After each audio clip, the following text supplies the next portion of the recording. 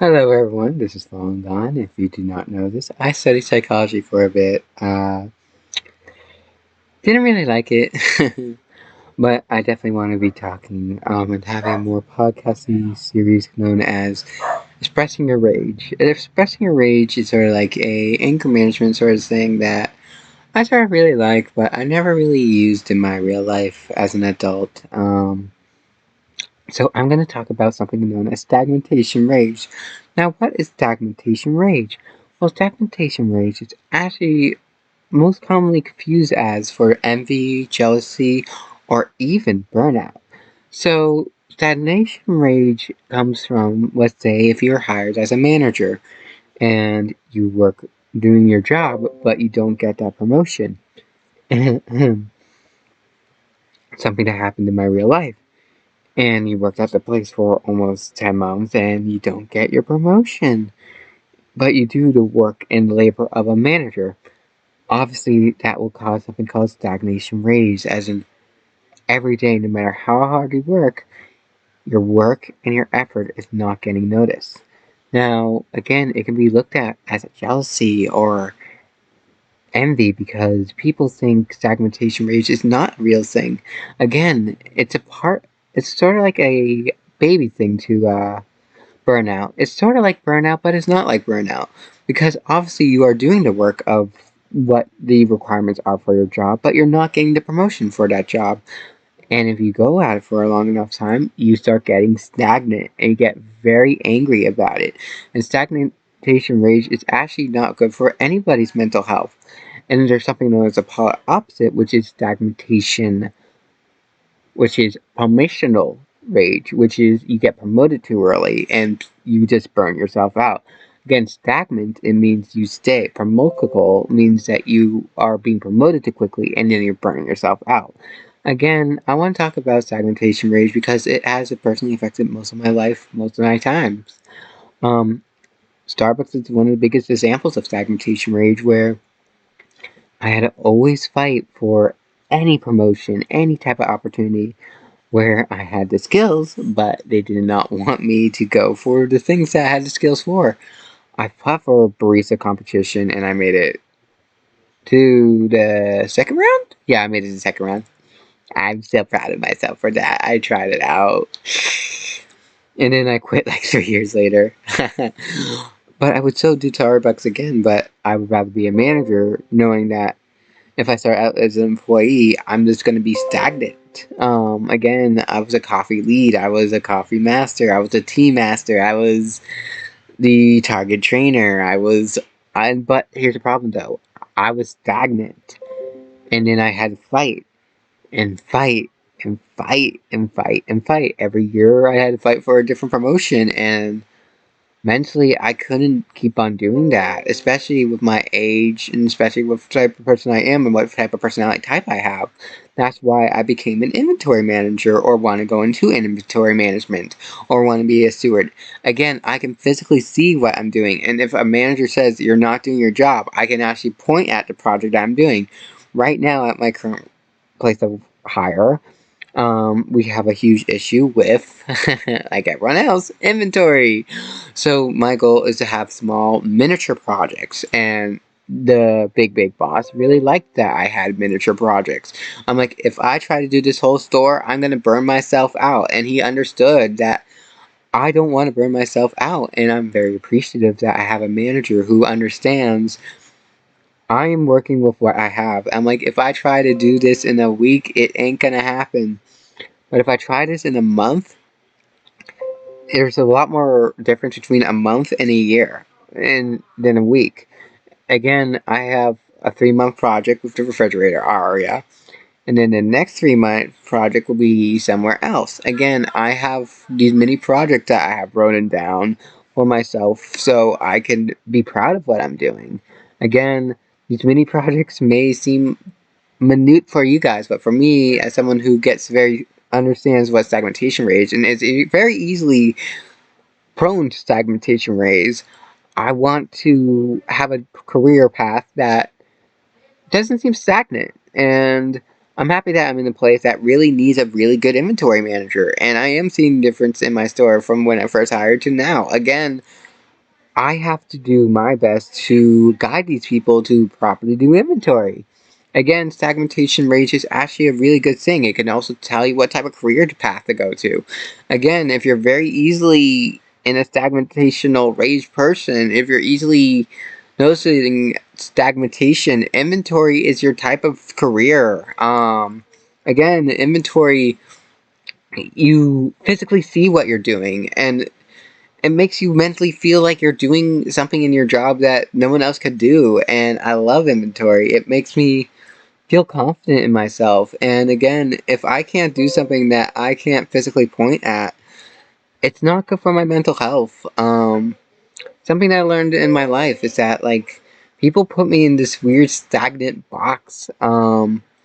Again, I was a competitive poet for 10 years, made it to World 6 years. 6 times in those 10 years. So that means 6 out of the 4 years I made it to World.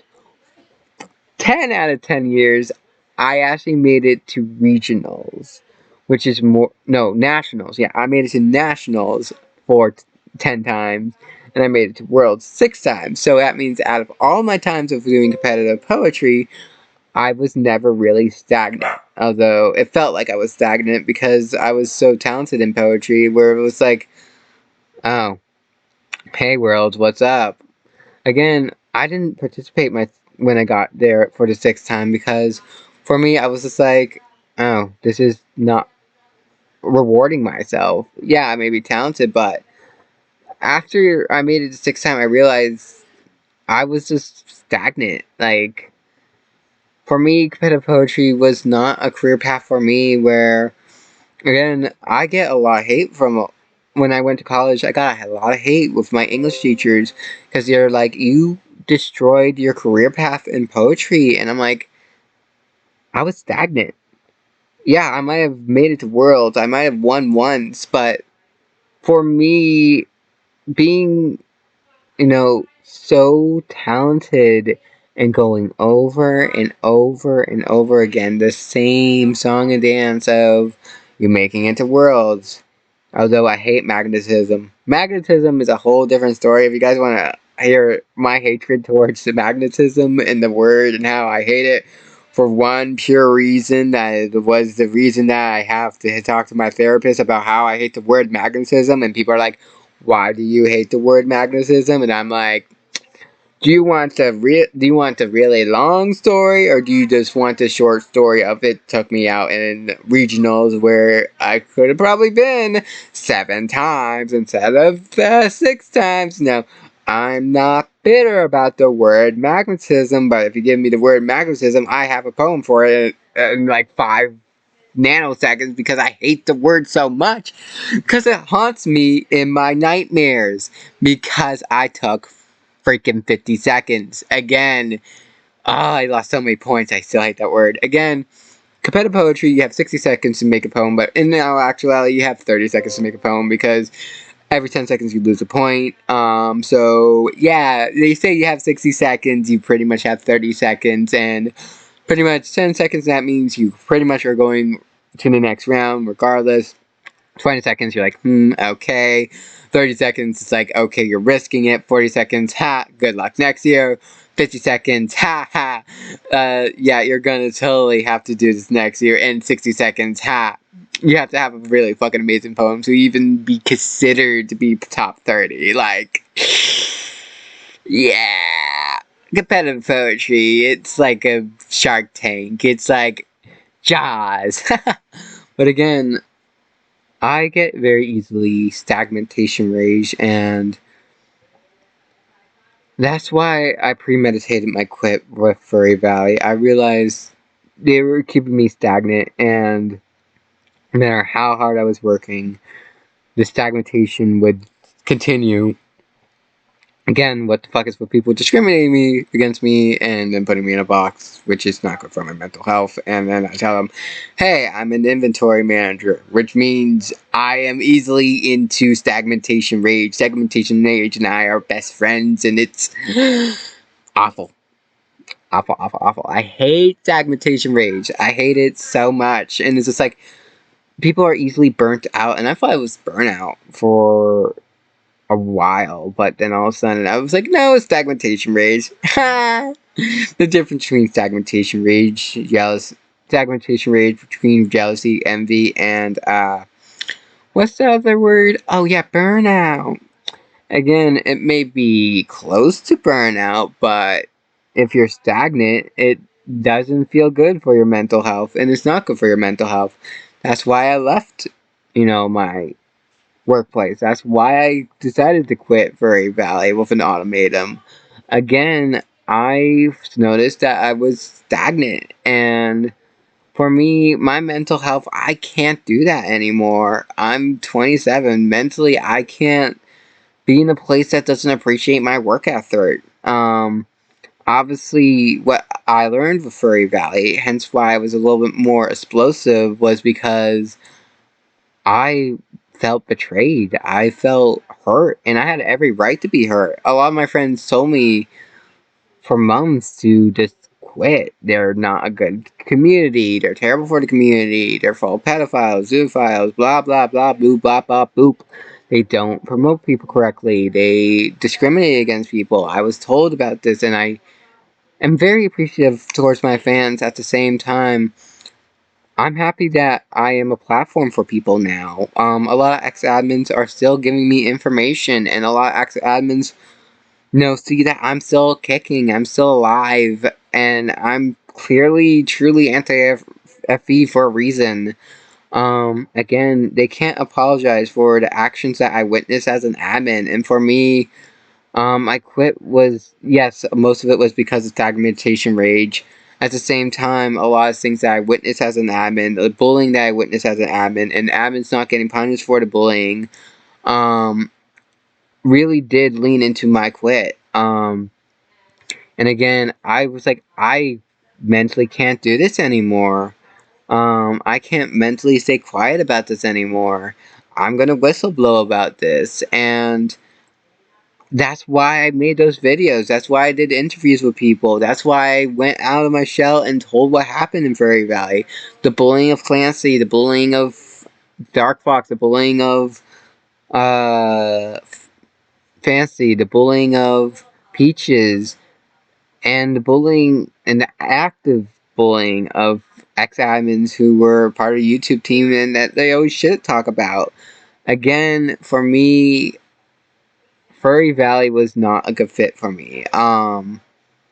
Again, they wanted someone who was perfect at spelling, and for me, spelling has always been a weakness of mine, and I don't care about spelling. Most of my life, I've been discriminated because of one small thing, and I learned in that lifespan, in my current lifespan, is that it's just water off a duck's back. You're not supposed to discriminate people because they can't spell. If they have a good work effort, reward that good work effort. Again, to stop stagnation rage, what they could have done was, okay, cool, you did your job. Here's T4.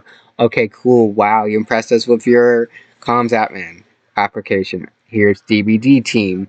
Again, they could have let me shine where I could have shined, but instead I felt hesitation, and with my new suit, I kept on getting the whole use your new suit, use your new suit, use your new suit, use your new suit, use your new suit, use your new suit, use your new suit.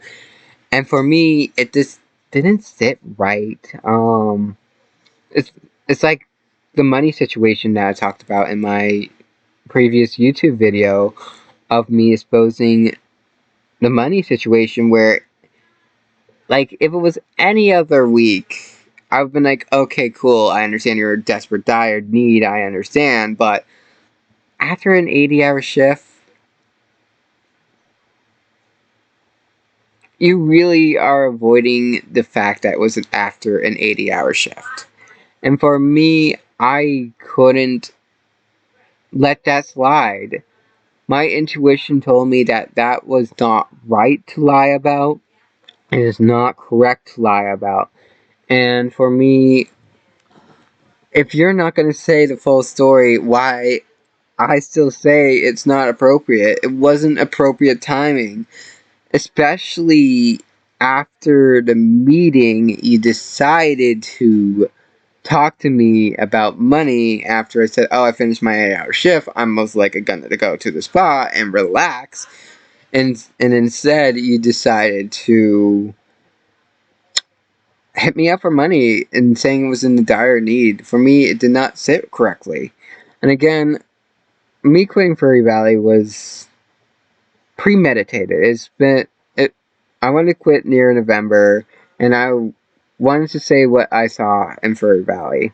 Again, it's not doxing when you're saying the truth of what happened to other admins, what has been said in the background, what you know about. Because again, a lot of past admins are afraid to talk about what happened, what really happened behind the scenes. Me, I'm not afraid. Again, I know they can't touch me because I do porn and I'm protected by many of my fans. So if I disappear, my fans will know what happened. Yay, porn. They can't touch me. I just love how I'm like, you can't touch me because I'm protected by porn. But that's the sad part, is that I don't want to be protected by the not safe for work field, but I got an idol. I got an idol. I can't be touched.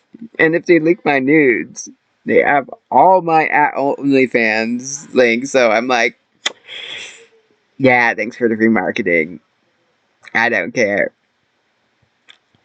And people who been in my, CB, knows how strict I am on my rules. If you say, you are woo, police call, I report, block, and you are the reason why a lot of cammers are pissed at the current situation of people lying about their age, which, again, it's been a common issue with camming, is that people will lie about their age, and then you report it, and then luckily you're protected by the law, but it's just like, that's why I do porn. It's just, it's never stagnant. It's always like something new, and I like it. At the same time, I don't want to be part of that field anymore. I want to do a lot of safer content. At the same time, like, I never felt stagnant doing it. Like, if I get bored, cool. I just take a hiatus and then come back. But again, this is my topic about stagnation rage, and